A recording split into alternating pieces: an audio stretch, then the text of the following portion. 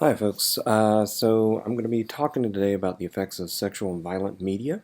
Just wanted to go through some of the readings that we had and some of the articles that you were supposed to read. And then when we get back on Tuesday, I'll go over briefly with any questions you might have. But let's just start off with a little bit of a discussion about sexual media. There are some theories that roll around about this, and some are more supported than others. For the areas that we're going to talk about are catharsis, arousal, attitudinal effects, and behavioral effects. Some theories slash effects that we have discussed or seen evidence for in sexual media.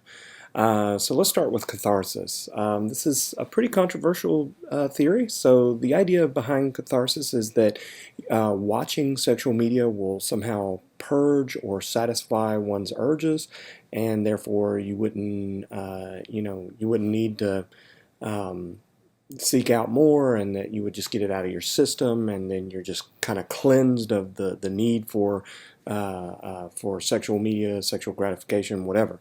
Um, it's a nice thought, but there's really not much evidence or research to support it. Um, so we have this idea, well, you just get it out of your system, but that's not exactly what the research shows for this. In terms of arousal, we've got quite a bit of research on that side of things. Of course, we've talked about arousal and how it can be it's a physical reaction. And I want to talk a little bit about this because sexual media obviously can be sexually arousing, and of course, all of the associated facets that go with that in terms of the body, in terms of how you're feeling about it, that sort of thing. We have seen some individual differences in viewers. For instance, we've seen that narcissism, dominance, Machiavellianism, psychoticism, and hypermasculinity were all correlated to watching more extreme erotica. So the more extreme erotica that you watch, and we're talking about seriously hardcore sex on screen, would be more associated with those kind of traits in people. Sex offenders and violent men find sexually violent material arousing. A little bit more disturbing is the fact that normal men can also find it arousing if the victim is portrayed as enjoying it or aroused by it. This is particularly problematic as we think about this what we call kind of the rape myth that is common in a lot of media out there, that when a woman says no, she really means yes. And if you just do enough cajoling and coercion, that she'll come around to it. And this is where we see some more of the problematic aspects of sexual media. Another aspect of this is something that we are concerned about with, isn't this idea of desensitization. And the idea there is that the more sex you watch, the kinkier it has to be to get your rocks off. And we've seen some studies with this where people who have been exposed to pornography for some time are then put in a room with pornography to choose from, and the more they've watched it, the more they go for the kinkier stuff, the more they go for the more titillating stuff. And so what we think is going on there is this desensitization, that we just become accustomed to it, and it no longer excites us like it used to. So that arousal isn't there. So we keep seeking that arousal, almost like a drug dependency. That excitement just isn't there, and so we keep seeking out more excitement. Uh, we do see a gender skew with pornography and sexual media. When men seek out and use sexual media more than women, and men are generally more aroused by sexual media than women. We also have some evolutionary debate of whether or not, maybe, evolutionarily speaking, that there may be some differences between men and women, and part of that might be, that men, evolutionarily speaking, have sought multiple partners, where women have sought to be with one partner, and so maybe that's why the pornography is more exciting or more interesting to men. But this is again kind of a difficult thing to tie directly to it. We also have witnessed attitudinal effects with sexual media, that media convey certain attitude and values. Repeated exposure can cultivate a worldview reflecting these attitudes and values. It's sort of what I've been talking about with gender roles and things of that nature, is how we portray people in speaking of gender oftentimes has an effect on people and their attitudes about gender, but same can be said of sex. So if we portray sex in a certain way, then people's attitudes can be affected by the way we portray sex. So that leads to these discussions about sexual value, sexual values, that media can alter values such as premarital sex, casual sex, and other norms by showing characters involved in sex very early in a relationship. And if you think about the sitcoms and the movies that we watch, even romantic comedies, it's pretty common for the characters to engage in sex in a very quick pace. If you think about action movies, actually, you see characters engaging in sex or in romantic embraces and weird situations, like they're on the run, they're being chased, someone's trying to kill them. Well, let's stop and have a makeout session, or let's even have sex. Just strange stuff. Um, Premarital sex, of course, being a big deal, particularly for teenagers. Casual sex as well, and this cavalier attitude towards sex is concerning as we get younger viewers coming around to this idea, well, I could have sex at a younger age, so it's concerning. Some pornography has also been shown to harbor anti-women sentiments. So if you think about the way some pornography has portrayed women as, objects of abuse, objects of humiliation, you can see where one might get these kind of attitudes. We also see sexual attitudes. Exposure to sexual media has shown a decrease in men's and women's satisfaction with their partners. So this is something that people tend to overlook, but there is a reason why people are in pornography. Sometimes it's because of the way they look, and sometimes it's because of the way parts of their body look, and that goes for both men and women. So, when partners are laying in bed and they're looking at the pornography, and then they're looking back at their partner and saying, "Well, why don't you look like them?" or that sort of thing, it can lead to some dissatisfaction, or at least some disruption. Exposure can also lead to a skewed understanding of the frequency and variety of sexual practices, even extreme ones. So when we ask people after having watched pornography, or getting a steady diet of pornography, to tell us, well, how often do you think people have oral sex? How often do you think people have anal sex? How often do you think bestiality is an issue? We actually see people way overestimate the amount that's happening. And they do that because they see it in pornography and they just assume that it's more common than it really is. And of course, we've talked a little bit about this exposure to the propagation of the rape myth, this idea that when a woman says no, she really means yes. And of course, that's reinforced with a lot of what we see in sexual media. Probably the most disturbing part about the sex piece is this idea of the marriage of sex and violence. Repeated exposure to sex and violence being intertwined leads to being less bothered by it. Repeated exposure leads to more enjoyment and viewed as less offensive and degrading to women. And repeated exposure leads to less recall of violence and rape. If you think about some of the slasher movies that are really popular with teens. We know that male teens like to take their dates to scary movies, particularly slasher movies. The filmmakers know this. They introduce a lot of sex and violence intertwined. Oftentimes, the violence happens right at the peak of sexual interlude. So, the couple are having sex in the tent, and the slasher comes out and kills them both right in the middle of it. So some kind of a disturbing connection there, but also we kind of think of even popular shows right now, like Game of Thrones is a good example, where the first time a rape occurs on the screen, you're very bothered by it. and then it continues to happen, and then suddenly people aren't complaining about it anymore or as much, and that's kind of disconcerting. We also see behavioral effects. So repeated exposure leads to changes in behavior. So part of this is in your adolescence. Teens, of course, are inundated with sexual media, and teens that have a heavy diet of sexual media were twice as likely to engage in sex over the following year than teens who were light viewers.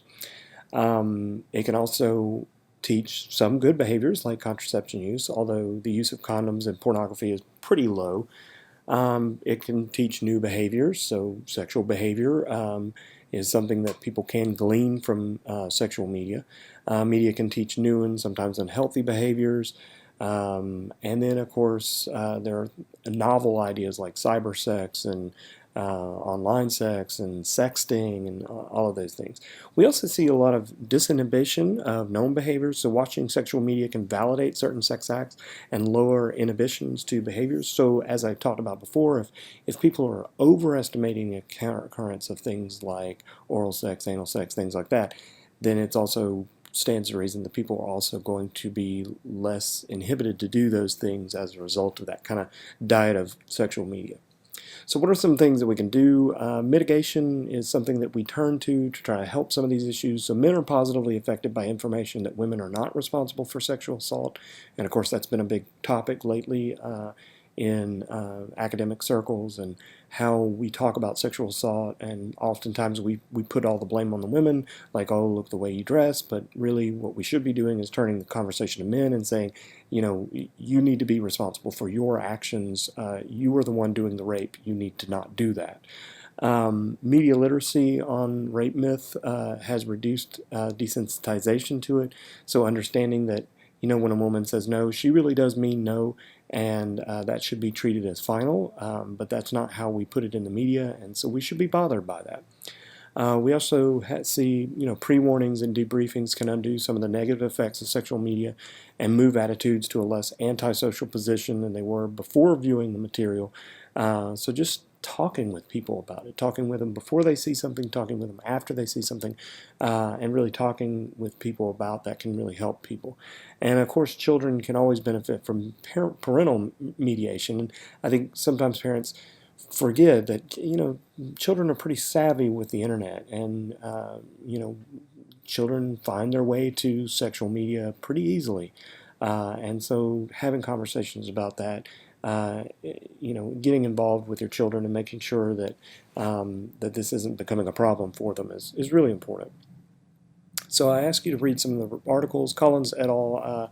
2004 was one of those. So what Collins and group did was found that watching sex on TV is highly correlated to initiating intercourse and non-coital a heavy petting behavior, and that the highest watchers were roughly twice as likely to engage than the lowest watchers in that. So interesting finding there. Watching sex on TV being correlated with actual sex or near sex behavior. Bryant and Zillman, Bryant being one of the authors of your book, of course, or editors of your book. This is a really really important case study in sexual media. So they were asking a basic question: what are some of the effects of massive amounts of pornography? Like, if you were exposed to a massive amount of pornography, what would be the effects? So what they found was a number of things. First was habituation and desensitization. That again, kind of we see kind of the physical effects kind of decrease over time. The more you're exposed to it, your heart rate, the repulsion effect, like I'm repulsed by what I'm seeing, goes down, and aggression kind of goes down, and enjoyment goes up as you watch a lot of pornography. But more disturbingly, some of the things that that came out of some of the surveys associated with this. So people who were exposed to massive amounts of pornography were less likely to think things were offensive, pornographic, or bad for kids. They overestimated sexual behaviors and were less likely to recommend stiff penalties for rape, less likely to support women's rights movements, and more callous toward women in general. In terms of violence, we see actually some similarities between sexual media and violent media in terms of the effect. We've been concerned about violence in the media for a long time, so we started with the Pain Fun studies in the 1930s. Content analysis showed that there was a heavy reliance on violence, and still is today. I always challenge students, come up with a single movie these days that doesn't have a single act of violence in it. It's difficult to do. Surveys show that people did imitate violent movies to some extent. By the 1960s, 90% of all homes could receive TV signals, so we were concerned about what's coming into our home. Kids are watching, we're watching, everybody's watching, so what's the effect? News articles about imitation behavior and violence began appearing in the 1950s, leading to Schramm, Lyle, and Parker in 1961 suggestion that TV violence led to imitation acts like violent crimes. The U.S. government called for research into the effects of televised violence in the 1950s, and a whole slew of articles and studies followed. George Gerbner, of course, being the father of cultivation theory, talked about these issues with violence. He defined violence as the overt expression of physical force against others, or the self, or the compelling action against one's will on pain of being hurt or killed. So one of the problems that we have with violence is, how do you define violence? And, is it a slap? Is it a punch? Is it a kick? What is it? And so Gerbner set out and created this definition for violence, and it's still being used in studies today. He claimed that primetime TV had 8 instances of violence per hour, and 80% of all programs had violence. And if you think about how much violence is in our media, I mean, you think about the police procedurals that we all like, the NCISs and the Law and Orders and things like that.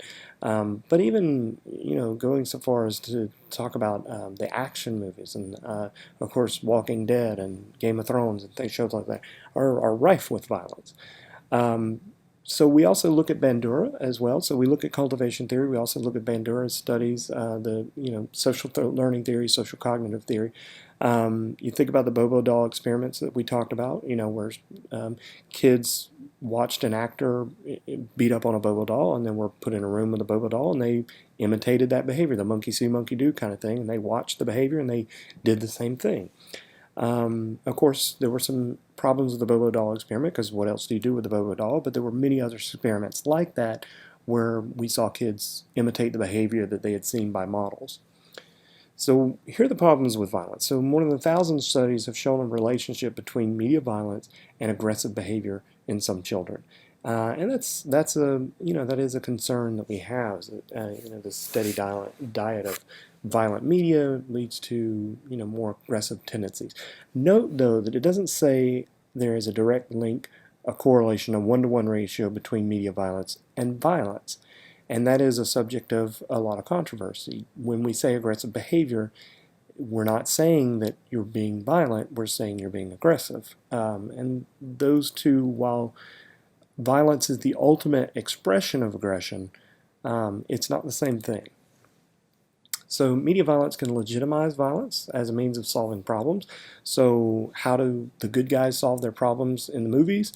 They get the bad guy. The bad guy gets it in the end, push him off the building, shoot him in the head, whatever, and then bam, problem solved. So violence is a way to solve it. Media violence can glamorize violence, so it can make it cool. If you think about the action stars, I mean, I love Wolverine. He's cool, but he's also very violent.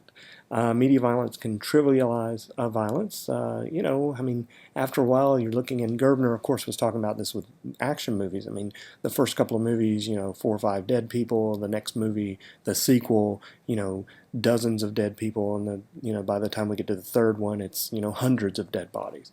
And so after a while, we're just like, yeah, just another dead guy. But of course, if that happened to you in real life, if you knew 5 people that died in a tragic accident, I mean, that would be horrible. I mean, you would be seriously concerned with it. So some of the theories and effects that we see with violence, again, very similar to what we see with sexual media. Catharsis is something that we've kicked around. Social learning, priming, of course, we've talked about. Arousal, we've talked about. Desensitization, we've talked about. And neurophysiological activation, which we'll talk about here in a little while. So let's talk about catharsis, the idea that violent media drains viewers' aggressive drives. It assumes that violence and aggression is natural. I would challenge that. I always use the idea of if you're stranded on an island with other people, the first idea that you have in your head is not to go kill them. Right? You typically want to communicate with them and figure out how can we live together and what can we do? Can we get ourselves off the island? It's not, I'm going to go bash that person in the head with a rock. Also, when we think about the most popular shows on TV, a lot of times they're not violent. So if you think about American Idol and The Voice and things like that, those don't have any violence in them, and they're wildly popular. So that goes to that second point about assuming that violence, that viewers want violence, and that's not necessarily true. There really just isn't much empirical evidence to support catharsis, that you just purge, as the movie would imply, you just purge all your violent tendencies. That doesn't really happen, particularly with violent media.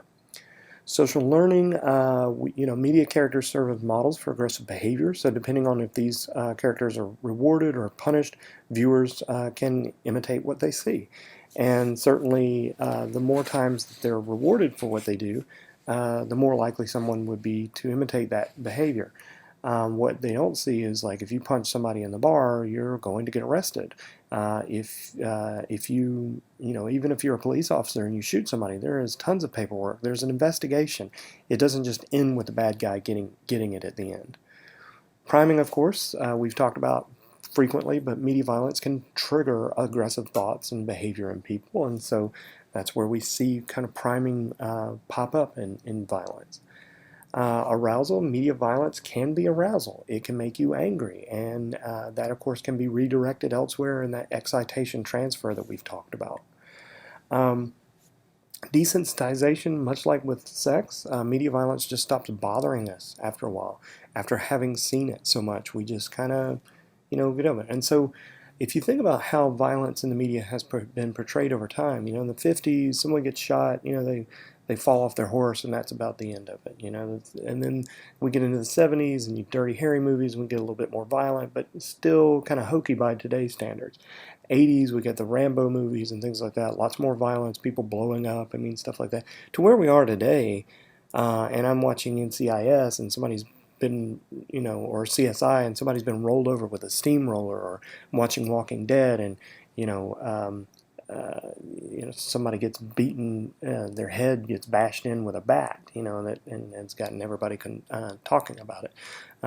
So yeah, there's a lot of where we need a lot more to get our rocks off these days, and we need more extreme violence to get us going, and we become kind of complacent about seeing it, and it just doesn't bother us anymore. So we also have seen in neurophysiological activation that media violence can trigger our fight or flight response, and that you kind of see this like jerking in this response to media violence, like getting away from it, or you're ready to pounce on somebody, and that's a little concerning that we have that kind of an effect. So what are some of the effects that we see? Learning effect. It can teach novel, aggressive styles of conduct, how you react to things. That's interesting, in terms of like reality TV and how people overreact to everything. And, there's a concern that maybe, this violent reactions and these over aggressive reactions might be having an effect on people, and that people can't really react in a normal, cool, calm, collected way anymore. There's the performance effect, that it can weaken restraints against aggression and aggressive behavior. Desensitization, as we've talked about, it can desensitize and habituate people to cruelty, which is concerning. And of course, the social construction of reality that we've talked about, that it can really shape people's idea of what reality is, and shape really the way people perceive reality, that the world is a mean and violent place, as we've talked about with the mean world syndrome.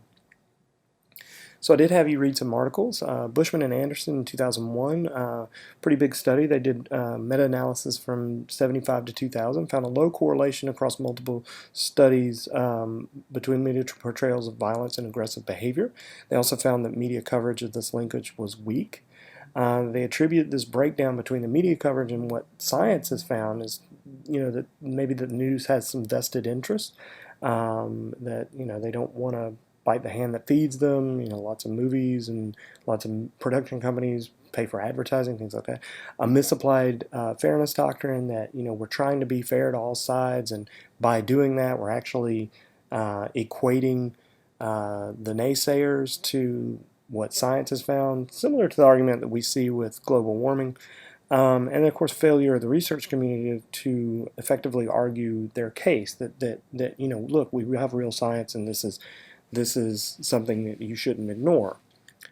Huseman et al. In 2003, this group conducted a longitudinal study, found that 6 to 10-year-olds looked at them at their age and then looked at them 15 years later, and found that childhood exposure to media violence predicted young adult aggressive behavior for both males and females. That there was an identification of aggressive TV characters, and perceived realism of TV violence also predicted later aggression in these people. And the relations persisted even after the effects of socioeconomic status, intellectual ability, and variety of parenting factors were controlled. So if you just, okay, let's just put everybody on the same playing field, take out the socioeconomic issues, the intellectual abilities, all that, the parenting stuff, and let's just put it on and just compare apples to apples. And when you do that, the effects still are there. So that's concerning that we see this aggressive tendencies kind of being borne out. However, not everybody is buying into this idea. So Ferguson Kilbourne, Christopher Ferguson, has been a critic of a lot of the violence media. We're going to talk again with about Ferguson and Anderson and Bushman have had kind of a rivalry and some controversy among themselves over this issue. But Ferguson Kilbourne did a meta-analysis and found that when they looked at peer-reviewed journals that dealt with violence and human aggression, they felt like there was this publication bias, that these journals are looking for articles that find problems linking violence, media violence, and human aggression.